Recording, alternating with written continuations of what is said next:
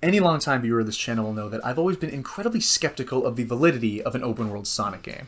Personally, I think that there are just so many ways the game could get cluttered and messy and just not fun overall.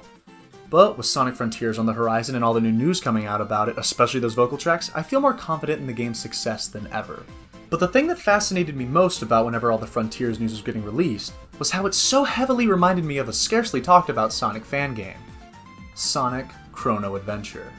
Sonic Chrono Adventure, developed by the one and only Lake Feppard, who, as I'm sure you're all aware, is the mastermind behind Sonic before and after the sequel, as well as paving his way through original game development with the Spark the Electric Jester trilogy. But despite having a legendary developer behind the wheel, I was incredibly curious as to why this game just wasn't talked about. Was it a huge swing and a miss as far as ambition? Was it just a total mess? I wanted to find out for myself. So, ladies and gentlemen, my name is Nicholas, but it's Nick for short, and today we're going to be looking at the original open-world Sonic fan game, Sonic Chrono Adventure.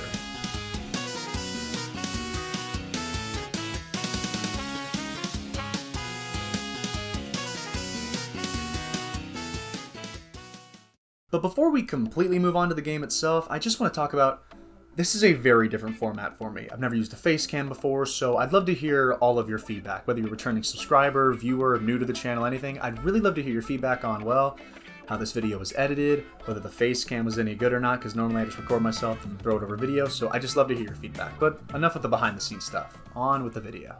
Okay, so the game begins and here we are. We see a giant planet city structure in the distance. Already I'm catching some major Sonic CD vibes. And this is just a me thing, but the next segment of gameplay is a long stretch of road before a drop into the real adventure below, and that is easily one of my favorite methods to open a game ever.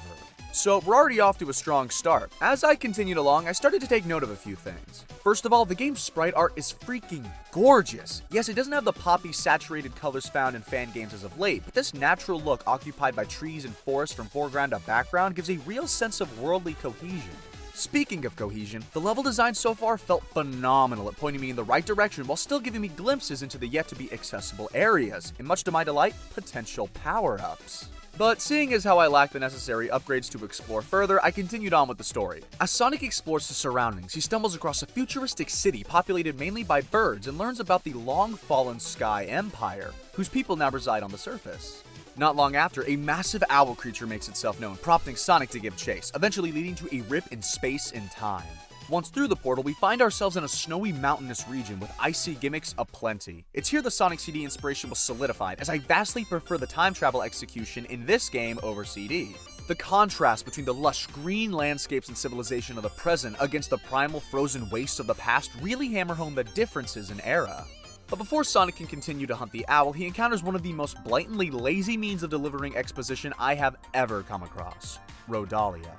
Rodalia is an insect who was headed to West City and happened to get caught up in the adventurous antics, quickly taking refuge from the cold in Sonic's ear. Rodalia definitely starts off charming and cute, but it becomes apparent very quickly that she exists simply for the purpose of restating what others have already said and to be more or less Sonic's voice, given his total and utter lack of dialogue. Now, I understand Sonic has never spoken in any of the previous classic titles, but given the RPG elements found with Chrono Adventure, specifically a large amount of dialogue to carry the story, making the titular hero mute was a very strange decision in my opinion. While I can give the creative choice some slack for having come out pretty close after Generations release, there's not enough effort in Sonic's sprites to portray his classic attitude or any personality, making him feel uncharacteristically boring. While still in the past, Sonic meets Germ alongside other residents who've been kicked out of the then thriving Sky Empire. But when hearing their story, our main protagonist seems to have little to no interest. It all feels like he's just going through the motions while Rodalia does all the talking. But with the general introductions out of the way, I'm just gonna cut straight to the heart of the matter on this one. The story of Sonic Chrono Adventure is definitely one of the most ambitious I've seen for a fan game, especially for its time. That said, I am not going to even try to relay what the actual plot is. The pacing is horrendous, and the reason I feel comfortable in saying that is looking back on my initial notes, I was really enjoying the story in the beginning, but as things continued, it became clear that the story had simply stopped. The adventure as a whole felt directionless beyond the inherent fun of exploring the world early on and trying to solve the mystery of what was going on in general. You'll notice how I said in general, because beyond the classic want to see how things play out, there was nothing specific about the story that I wanted explained because of how easy it is to forget everything because nothing really has any relevance. I kid you not, the total and utter lack of presence every single plot important character has is comparable to one of the side note townspeople who only exist to deliver an admittedly pretty funny joke. I do want to mention that in isolation, I actually did end up liking Rodalia and Jerome a lot. I think they each have a quirky enough personality to stand out above the legion of Sonic fan characters, and although the story did hold them back, whenever they had a funny character moment, I usually laughed. The story's beginning really hooked me, with a really unique and engaging start, but once you hit the middle chunk, you play through more or less 80% of the game carried solely by gameplay, leaving me with no narrative reason to continue. And granted, whenever you do hit that final chunk of the story, the final boss fight and ending overall are really satisfying, but I don't want to talk about them too deeply because although this game is nearly 10 years old, I don't want to spoil anything for anyone who wants to give the game a shot.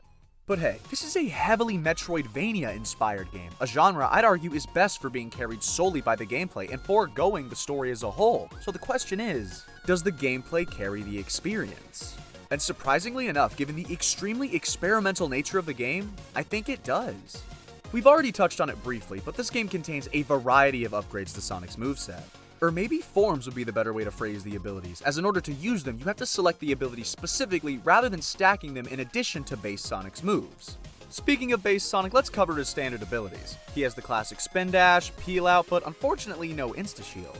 Each of the upgrades takes that baseline, adding unique advantages and disadvantages. For example, the first ability Sonic gets is his sword power. This form is used primarily to cut through thin obstacles to clear a path to access new areas, but you can't spin dash, peel out, or even roll when using it, making it pretty situational.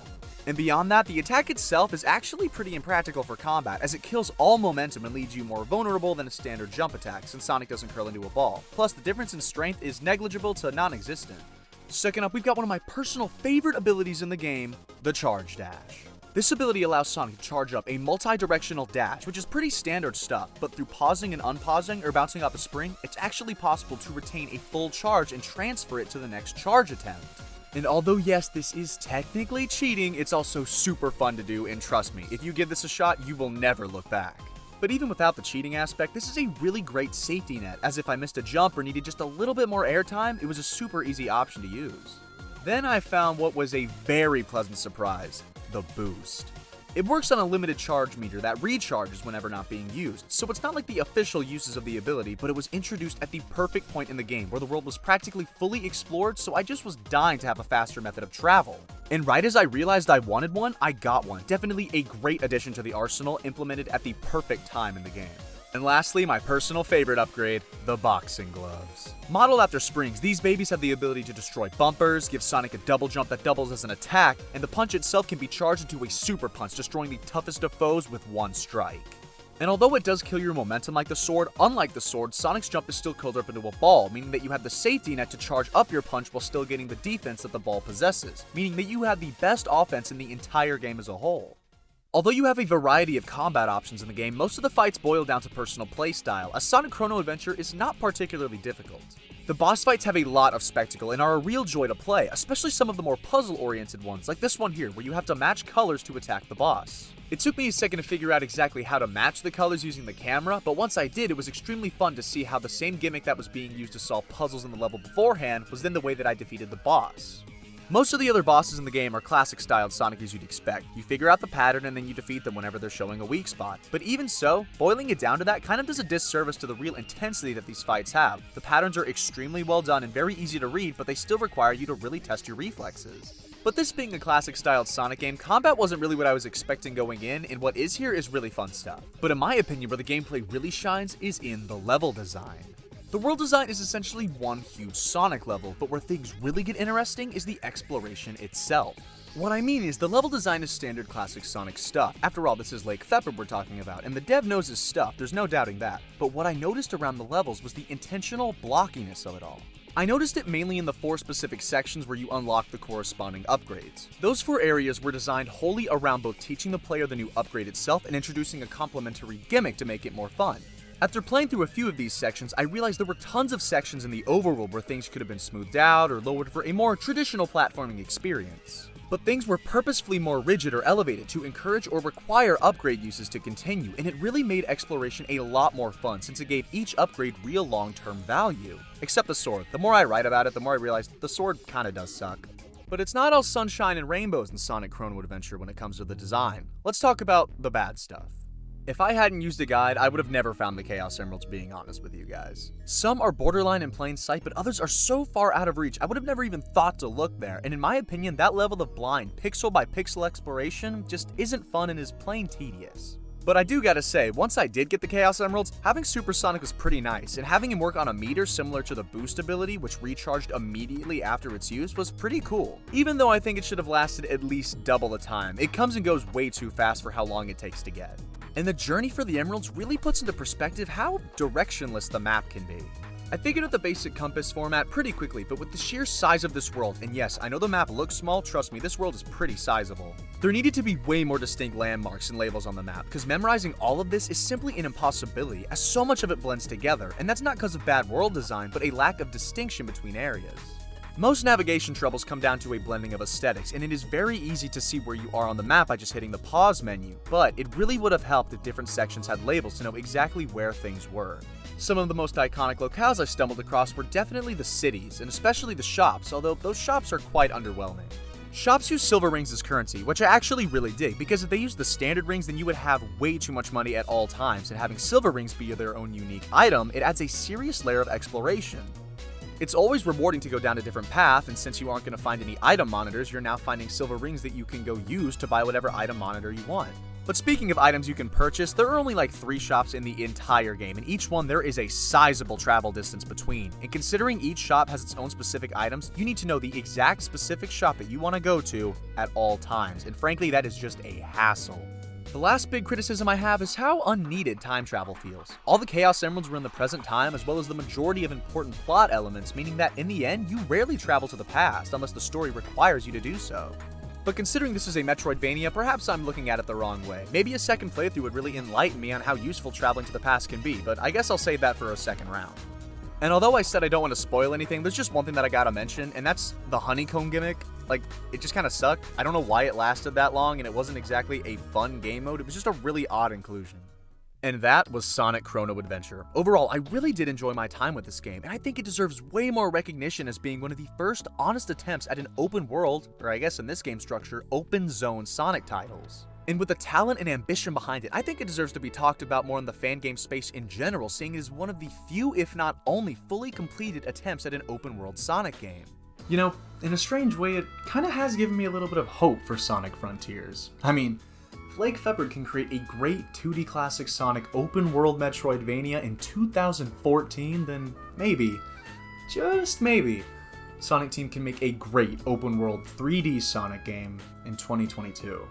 And whether Frontiers turns out to be good or not, at this point we'll just have to wait and see. But there's one thing I know to be unmistakable. That Sonic Chrono Adventure has completely validated the open world format in a Sonic game in my eyes. And the fact that it has made such an incredible experience, the fact that Lake Feppard made such an incredible game back in 2014, completely validating the open zone format in a Sonic game, well, it's just an absolute crime that it's not talked about in really any respect in the fanbase these days. And I hope that this has all shown you something that you haven't seen before, and people give more recognition to the original open world Sonic game.